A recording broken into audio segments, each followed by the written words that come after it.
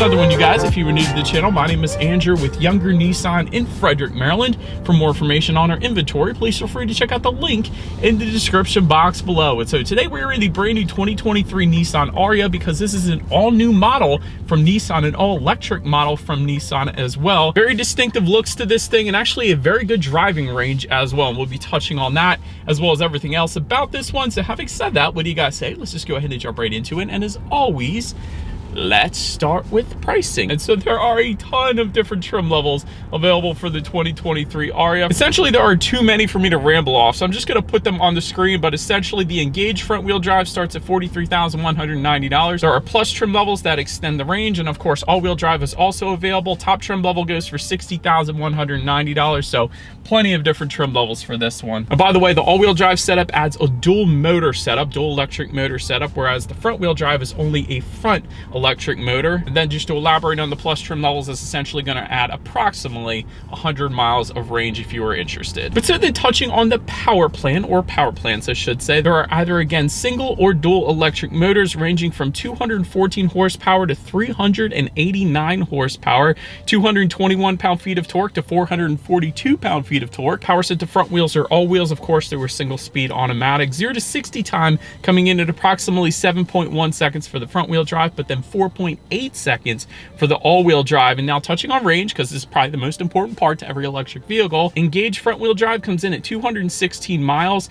Venture Plus front-wheel drive comes in at 304 miles. The Platinum Plus all-wheel drive then comes in at 265 miles, just to name a few of those trim levels. And on the particular window sticker that we have with us here today, 289 miles on our Premier front wheel drive that we have with us here today. But overall, as far as charging speeds go, 0 to 100% on a level 2 charge takes approximately 14 hours, and then 20 to 80% on a fast charger can be done at approximately 40 minutes. So before we do any kind of fun acceleration test here in our Ariya, I wanted to mention to you guys the drive modes. There's a few of them. There's Sport, Eco, and Snow, essentially adjusting things like the throttle response, the steering sensitivity, and also the transmission tuning as well. So now having got all of that out of the way, what do you guys say? Let's go ahead and find it straight away. Let's go ahead and put it into sport driving mode. The drive mode kind of buttons on the wood there is located directly behind the shifter, so I just put it in sport.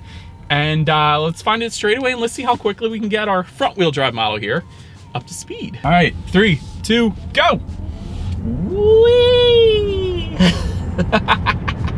Oh man, electric accelerations are so much fun, man. Even though this is the front wheel drive and it's not as quick as the all-wheel drive, that's still fun. You can still feel it in the pit of your stomach, and I typically say that with all electric car accelerations. And I know some people aren't a fan of electric cars, and that's fine, but once you drive one, you'll see at least when it comes to the acceleration, it's fun. You can't deny that. But anyways, to go along with that acceleration, as always, braking is equally important. So up front, you will find 13.8-inch ventilated front discs. In the back, 13-inch ventilated rear discs. As far as that 60-0 stopping distance goes, it's going to come in at 128 feet, which is pretty respectable. As far as braking feel goes, let me first say there is an E-step button located just beside that drive mode button. If you press that E-step button, that is your one pedal drive mode, essentially. Almost one pedal drive mode. Essentially, the way that works is it does definitely stop for you when you let off the gas, kind of like one pedal drive modes on other electric vehicles, but it doesn't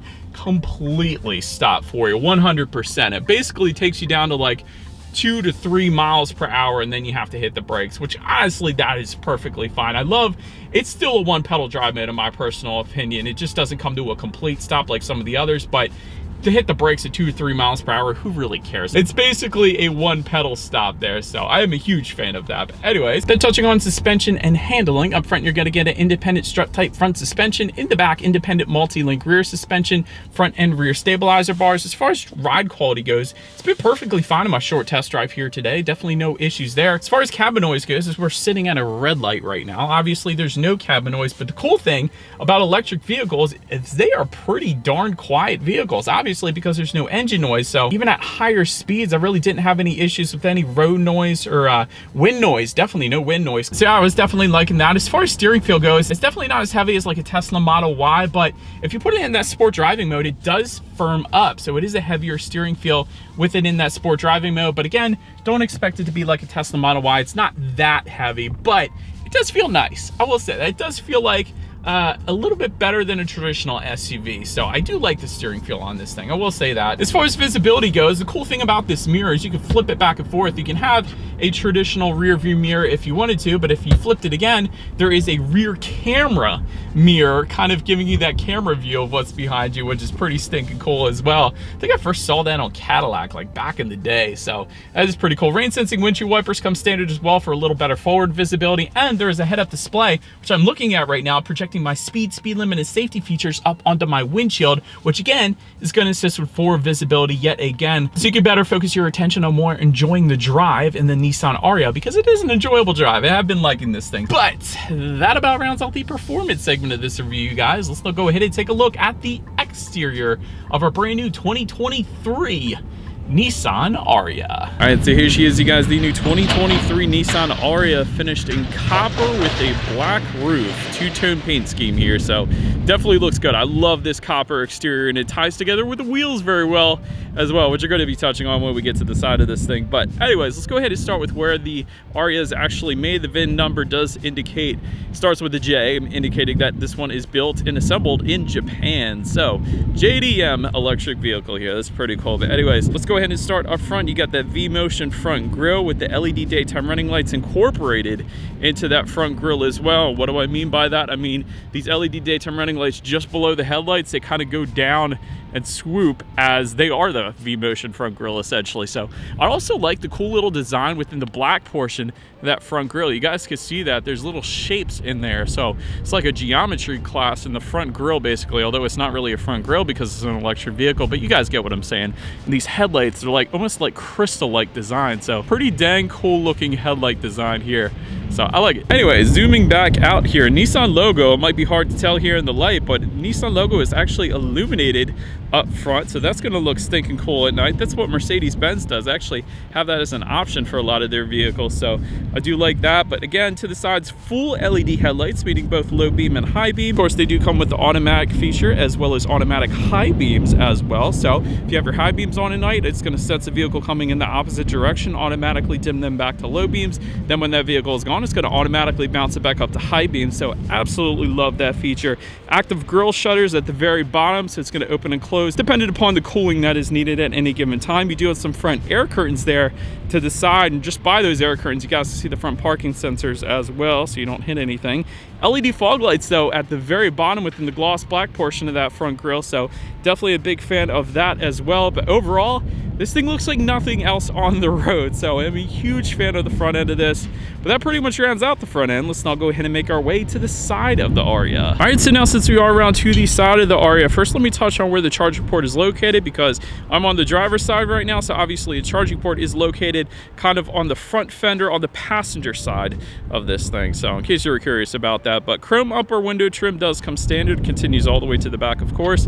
No rear privacy glass. That's one of the things that kind of surprised me in the Ariya. And actually, younger Nissan here in Frederick is having their other Ariya, because they have two available right now. They actually sent it over to get the windows tinted, because I don't know, I feel like SUVs should have at least rear tinted glass, but the Ariya does not. So anyways, take a look at the side mirrors. They are power adjustable side mirrors. They are finished in a gloss black in our case. I like that. They are heated. And take a look down at the wheel configurations. There's a couple of them. 19-inch aluminum alloys with covers come standard for all trim levels but the platinum, because the platinum is going to give you 20-inch aluminum alloy wheels. And again, two-toned roof is available. It does not come standard, but we do have the two-tone roof with the copper exterior with us here today, and I love the copper wheels that go with this copper exterior that we have. And honestly, the wheels are kind of polarizing. You're either going to hate them or love them, but they're like nothing else on the road, and I think that's why I kind of favor them. But anyways, let's now go ahead and make our way to the back. All right, so but now since we are around to the back of this one, the very first thing I want to mention to you guys, looking all the way to the top,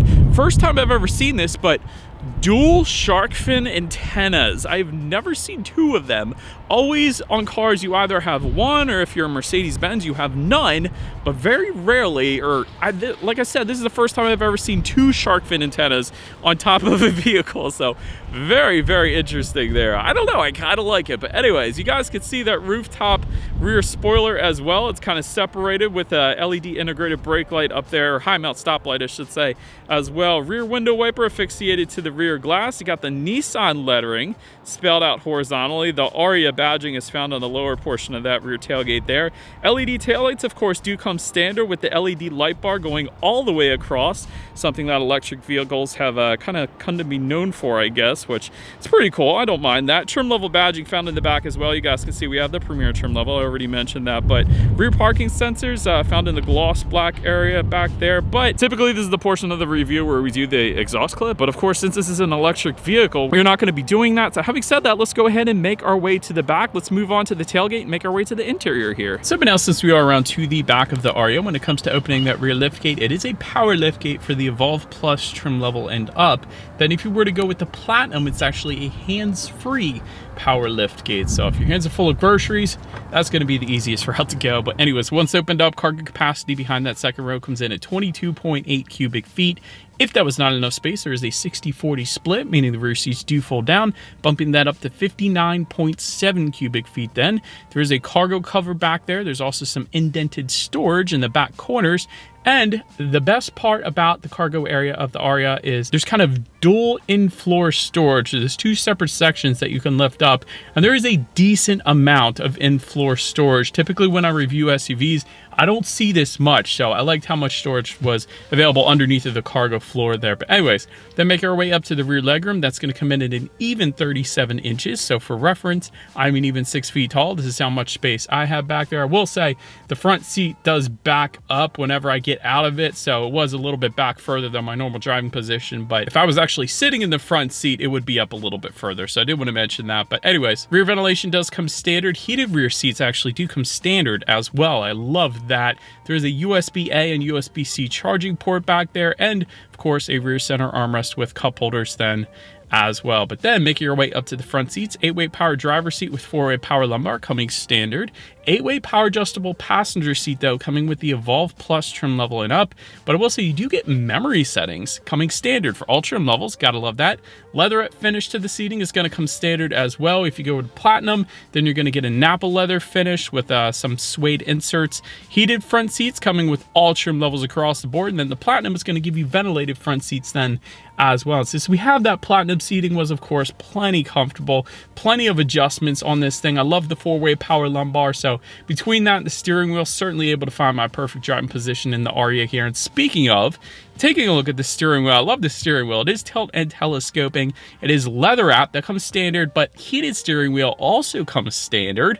That is pretty cool because it does get pretty cold here in Western Maryland. And of course you got the flat bottom to it as well, so definitely a fan of that. To make our way to the startup, let me start by showing you guys the key here. It is kind of a newer style key from Nissan logo all the way to the top, lock, unlock, and of course the button to pop the rear tailgate there. But it is all keyless entry with a push button start. But the coolest thing about the push button start is it doesn't actually say engine start like most other brands out there, but rather it just has that recognizable power button. So I'm just gonna put my foot on the brake here and press the power button. So once started up, you will find a 12.3-inch digital gauge cluster, and of course you could check out your drive modes up there if you wanted to, and it does a cool little intro as well. I did want to mention that. But there are steering wheel mounted controls found on the left side of the steering wheel where you can essentially pick between everything you could possibly think of, really. Outside temperature, how much range or how many miles you have left until you actually run out of range and you have to charge up again. Of course there's tire pressure information for each individual tire. The list goes on, so pretty much everything you could possibly want on the digital portion of the gauges there. So but then making our way to overall interior quality, there's a panoramic moonroof coming with the Evolve Plus trim level and up. Since we're up here, overhead sunglass holder also coming standard. HomeLink controls coming with the Evolve Plus trim level and up as well. Dual zone climate control is going to come standard on all trim levels across the board. Wireless phone charger coming with the Evolve Plus trim level and up. Of course, you have your cup holders, and that's to be expected. But some of the coolest things about this, for one, I wanted to mention to you guys, there's no kind of barrier between the driver and passenger on the floor. So this could be a good thing and a bad thing. I kind of like it, but at the same time, if the passenger gets lazy maybe and puts maybe an old drink or old cup from McDonald's or something on their side. It could slide over to the driver's side, maybe get underneath the pedals. I don't know, but so that's the downside, but I do kind of like it there. Another thing, I also like all of the electric controls in this thing. So you got the electric controls for the center glove box. So that's controlled just in front of the center armrest. So I thought that was pretty cool. You open and close it basically just through the push of a button. Also, the center armrest itself is electronically controlled to move forward and backwards as well, whereas typically you're used to the manual ones that just slide a little bit, but this electronically controlled center armrest actually slides back and forth pretty good amount, I will say that. And I love all the wood trim in the Ariya as well. I like how the buttons are incorporated into the actual wood itself, so there's nothing that actually pops out at you. So it's a very sleek, very minimal look. So I'm a huge fan of the overall interior quality of the Ariya because it does it different, unlike any other brands out there. So for that reason, you guys know I always like different, but let's go ahead and take a look at the infotainment screen here. 12.3-inch color touchscreen display coming standard to match the 12.3-inch gauges, of course. Bluetooth and audio streaming, Android Auto, but wireless Apple CarPlay in case you have an Apple iPhone. Weather information you can check out up there, climate control information as well, along with factory navigation system, so you can check out your maps up there if you wanted to. And of course, you can adjust your radio settings. So there's 2 different sound systems that's going to come on the Ariya. 6 speakers essentially is going to come standard for all trim levels, but the premium is going to give you a 10-speaker Bose sound system. So therefore, that is the one we have today. So having said that, what do you guys say? Let's go ahead and turn on the radio, see what we got playing today, and let's test out the clarity of this one.